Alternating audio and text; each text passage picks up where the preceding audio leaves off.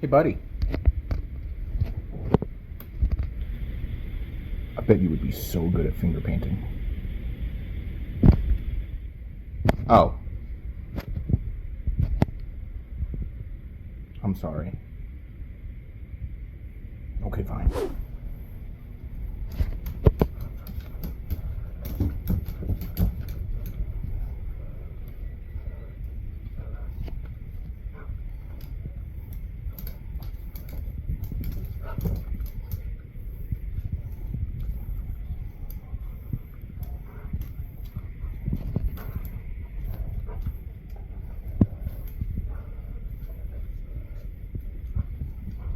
What's up, bros, bears, muscle mommies, and everything in between? As always, this is Patrick, full prime power, your mom's favorite powerlifter, top 50 powerlifter of all time.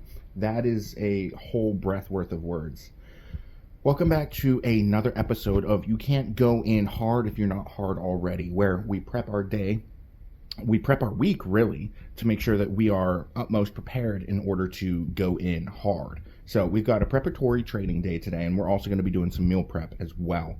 And I also have some other work that I need to get doing, like programming clients, onboarding new clients, and everything in between. So you guys really came here to see Buddy, right, Bud?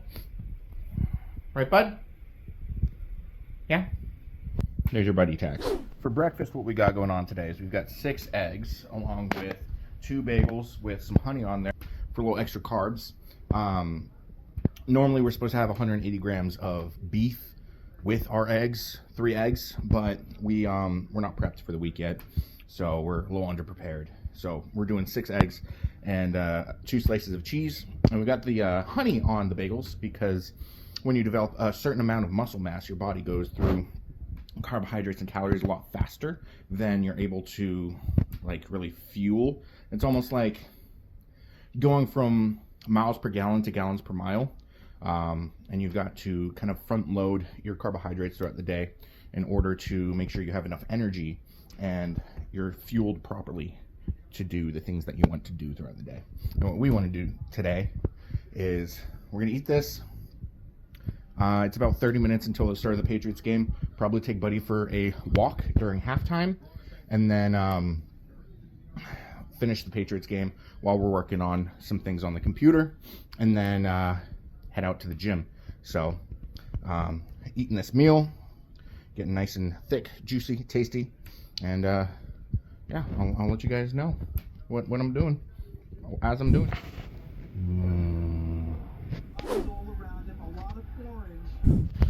Buddy walk, little guy. They just paved this whole new sidewalk, and Buddy's really excited that we've got this new sidewalk and this nicer walk to do, because the other one was a lot of stop and go, uphill, downhill, and this one is just a park. I like it. I like it a lot.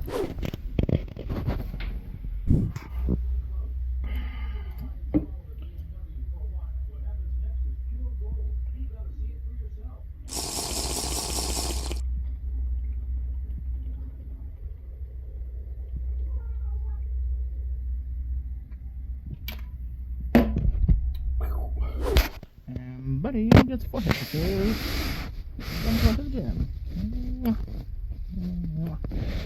What? Are you not entertained? So you probably tell your dog that you're going to leave for the next 50, 60 minutes. All right, boys and girl, we are on our way to the gym for our preparatory day.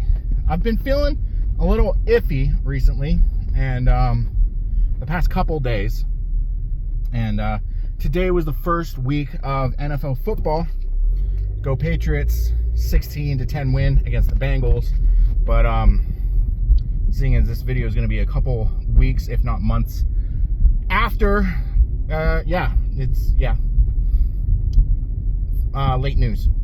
So what do we got going on today? It's a preparatory day, so we're doing a lot of stretching under a load movements, where we're really aiming to get a little bit of hypoxic response along with the stimulus of stretching while doing it, so that we can increase the recoverability of our body throughout the week and basically have ourselves primed for the rest of the week.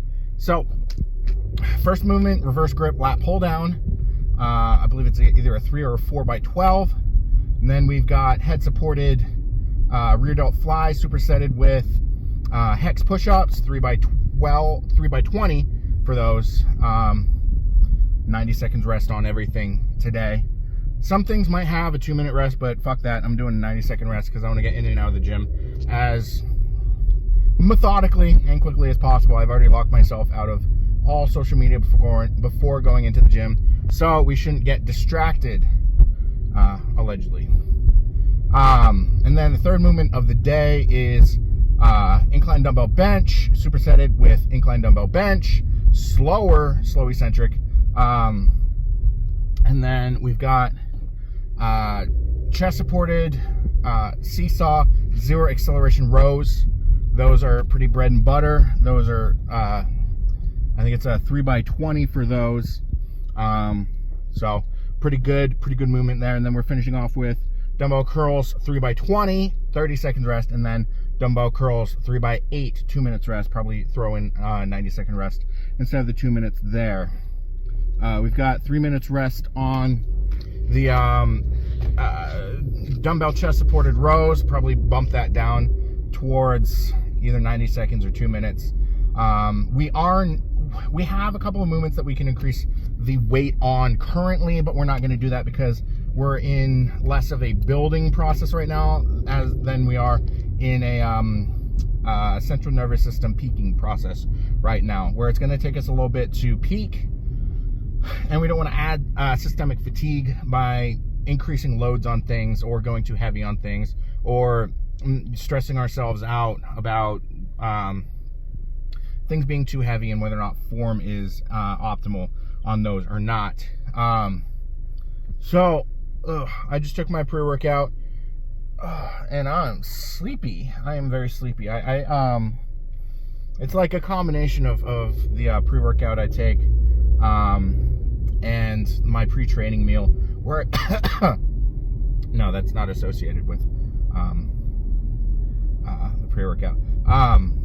We had 232 grams of Reese's Puffs, the store brand, Walmart brand, or whatever the brand that makes the Malto meal, I think it is, that makes the big bags of cereal, actually has the Reese's Puffs within the parameters. It's 4 grams of fat or less that I'm allowed to have in my pre-workout cereal, whereas Reese's Puffs itself has 4.5 grams per serving. So we're able to sneak in the Reese's Puffs off-brand variety, and we're able to kind of switch up what we're putting into our mouth hole because I felt like it. I have a little bit of an intolerance to cinnamon, so I've been having Cinnamon Toast Crunch for a bit, and I was just like, let's change it up a bit so I don't get the oral irritation that I've been getting from said pre-workout snack, meal, treat, whatever, the meal that we have to spike our insulin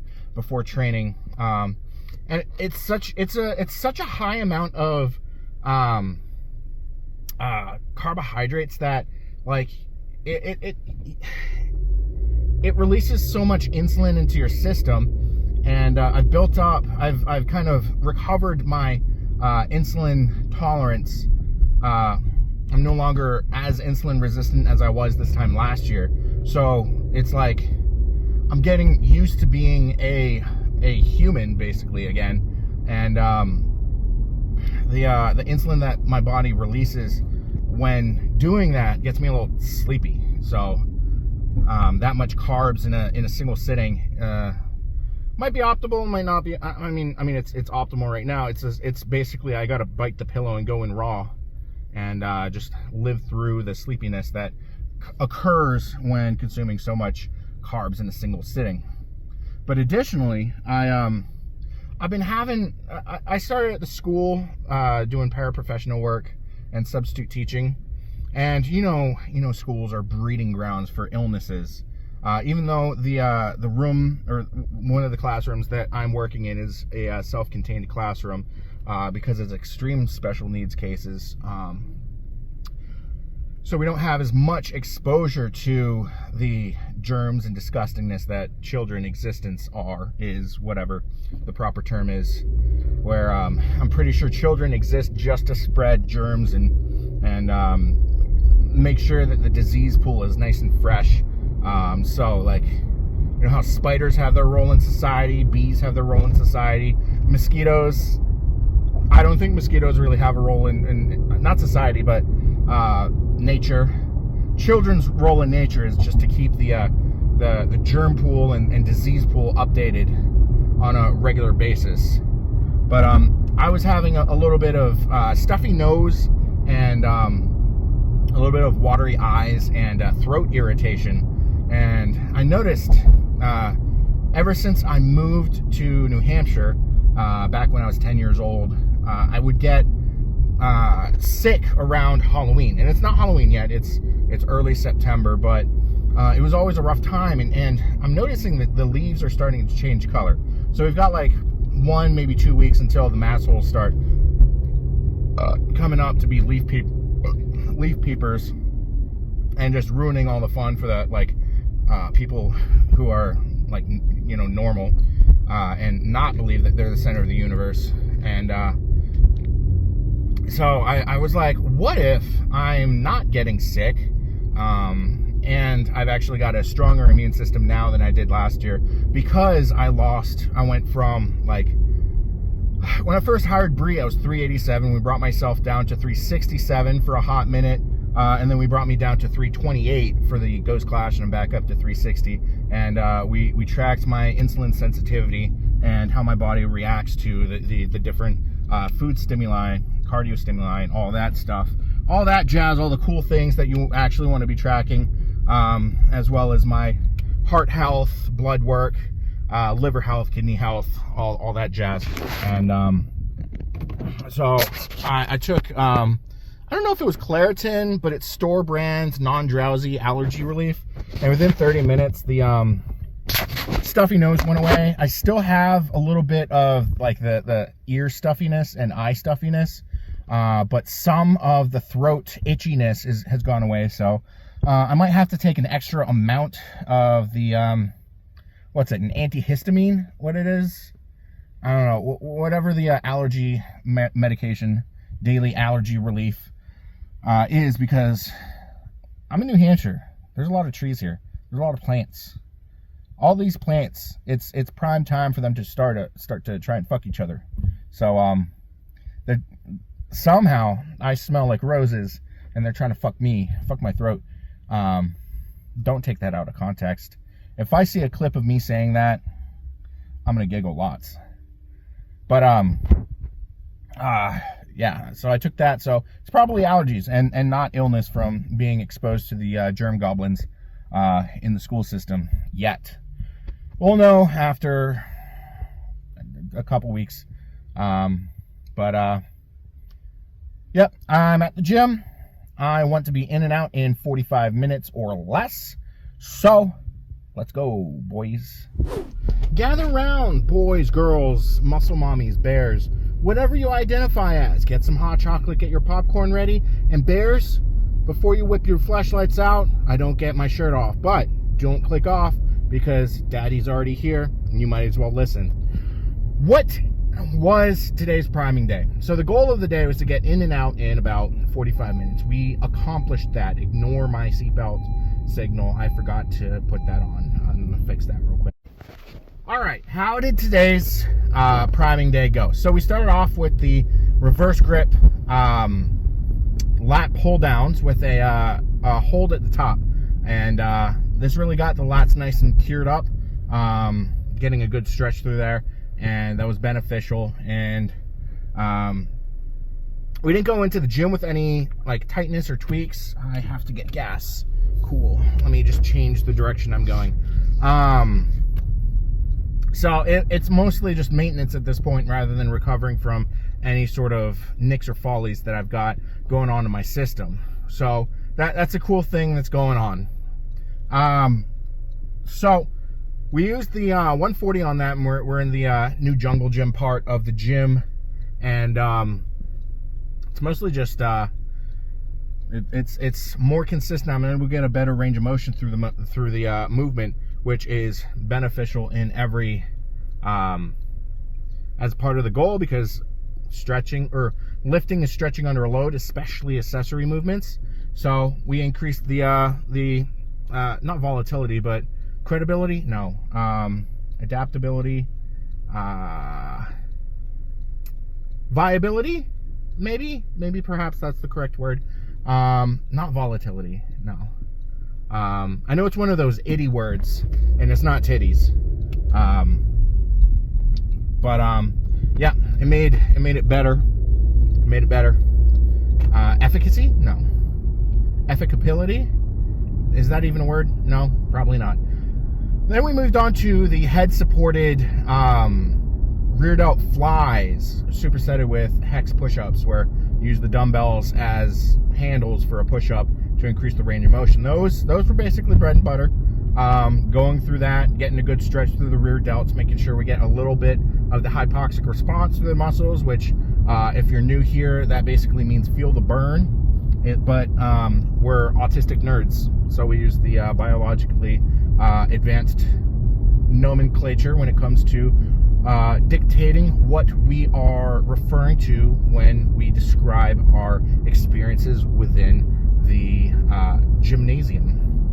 I did just try to put as many syllables and as many words as possible when speaking the previous sentence, just to flex on the hose. And if you continue to listen to and engage in this channel, you'll also be smarter, better, faster, stronger than everyone else that you know. Just a little side effect of the Patrick. So those, I've started using the reverse hyper, putting my head down on that. So on Friday, I had a pimple on my forehead, and it wasn't popping, so I tore it off.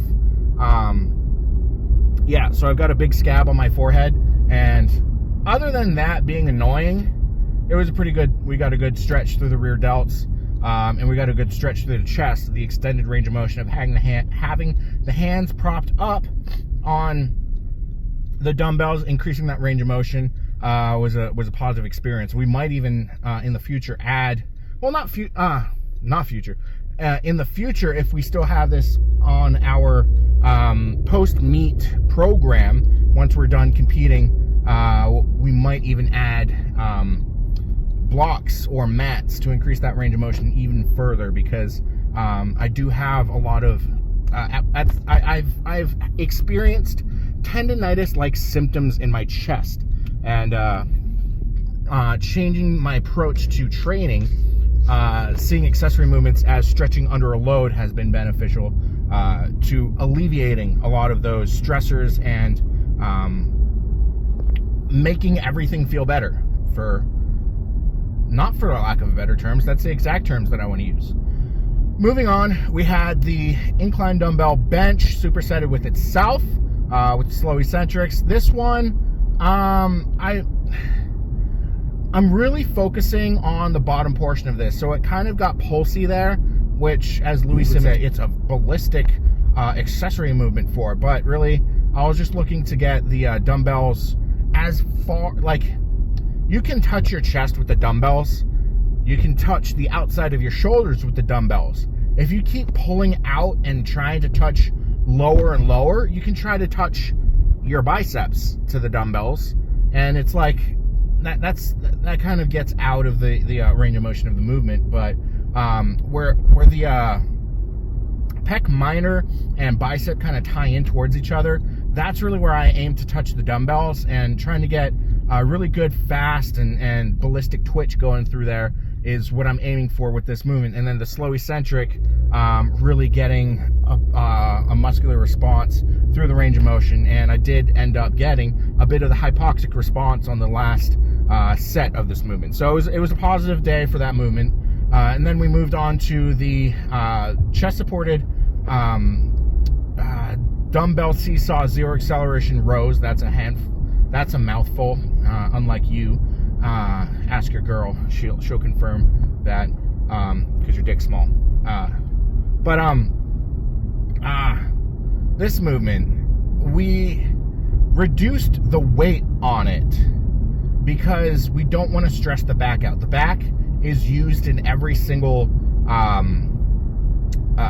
movement of the big three: squat, bench, and deadlift. It's a very important part, but we already stretched it out with the reverse grip lat pull downs, so we didn't really need more stretching through that. We didn't have to prehab anything going in there, and I don't really get the best stretch with this movement.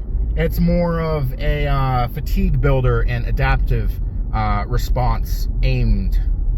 It's aimed at building a adaptive response to increase your endurance under a load, but as we're in a different kind of, we've gone from hypertrophy to hyperplasia, and now we're in a peaking phase.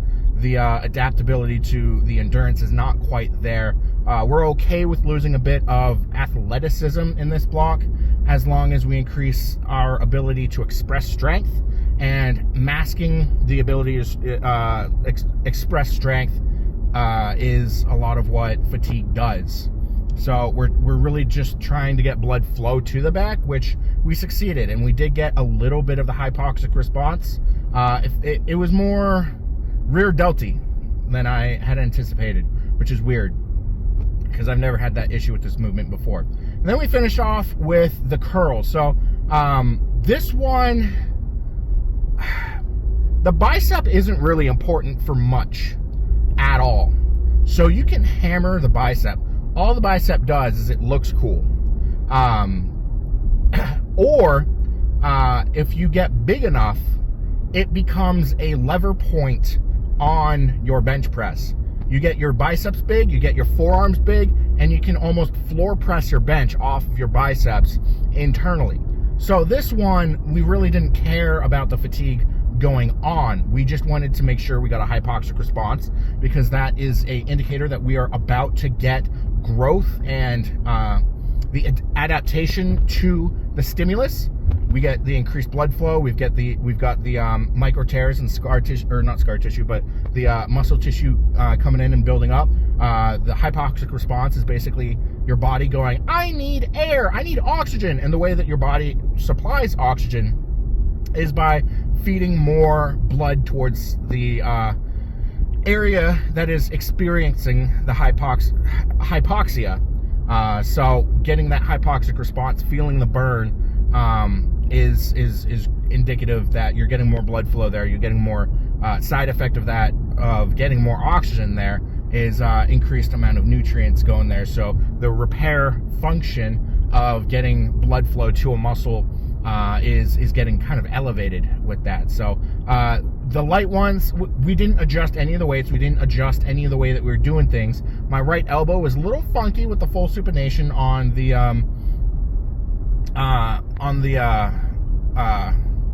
whatchamacallit, the first set, the light set that we did, the 3x20 with 30 seconds rest with 15-pound dumbbells. It's all right, you know. And then we finished off, and we didn't take a lot of time in between the two movements that we did today. And we actually we basically jumped maybe 90 seconds after we finished the third set, which we were able to plow through. Please don't hit me. We were able to plow through the movements.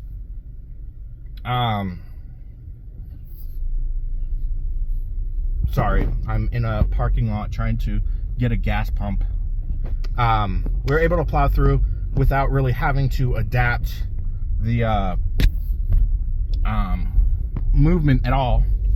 And we went from, we didn't have to pause to recover at all doing the lightweight ones, which we have in the past had to do. And we didn't have to have any sort of extra recovery going on when performing, when weighting in between the light and the heavier ones. So we used the 40-pound dumbbells. That was a positive experience. We got some, I felt like I got a good stimulus. We got some good hypoxia going, and we finished off with about 30 minutes of cardio to get the rest of my 10K steps for the day. So we, for the weightlifting section, I guess, the training section of today. We were in and out of the gym in about 45 minutes, which was the goal for the day.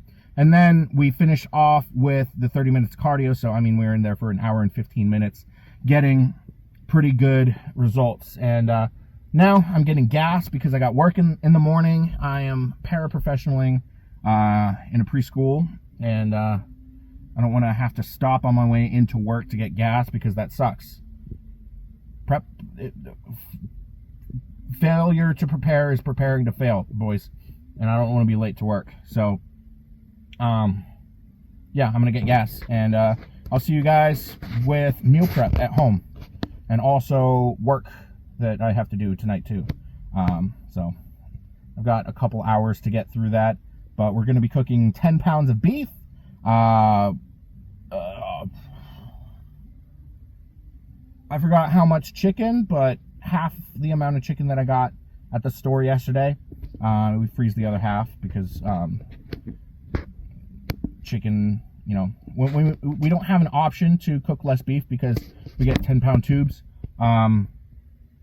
So we cook up the beef, we freeze half of it. When we're getting close to the end of the beef that we've cooked up, we unfreeze the other half that we've cooked. So the chicken comes in little individual packets. So we're able to like cut it and freeze half and cook half, kind of deal there, and without increasing the amount of Ziploc bags that I use.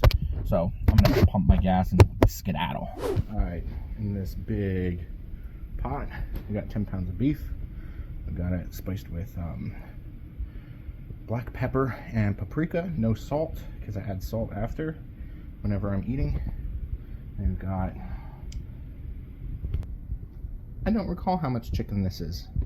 It's a whole cake thing worth of chicken. That's the measurement we're using today. It's gonna last about a week. So I'm gonna pop the chicken in for 45 minutes, stir the beef occasionally, and then I've got my work. I got one client to program for, one client to adjust a program for, and then I got to sign some documents for other work. So I'm gonna make some decaf coffee and get going on this because I don't get dinner until I'm done cooking this stuff. So hop to it. I said hop to it before I realized what coffee mug I was going to be using. Great planning. We got our 2 baggies, 2 of beef. There's about 5 pounds-ish in each. We got our dinner for the night, which is 220 grams of, it's actually 96.5 beef. Getting at Costco for the price of $90.10 because they don't have a sticker for it. 420 grams of white rice, 70 grams of guacamole, and then in the fridge we've got our chicken prepped for tomorrow. There's 2 little baggies. I didn't have adult-sized bags, but we also got our other chicken. The bulk majority of our chicken prepped in the back there. So food is prepped for the week. It is only slightly after my bedtime, but I squat late tomorrow, so I'll probably have to take a nap before I go squat, and then yeah, and we'll be good to go, I believe. So yeah, squats tomorrow. I don't have it programmed yet, but I'm excited for whatever it is. But anyways, I'm gonna eat this meal and then I go to sleep. So I'll see you guys tomorrow in the morning when I wake up. Patty out.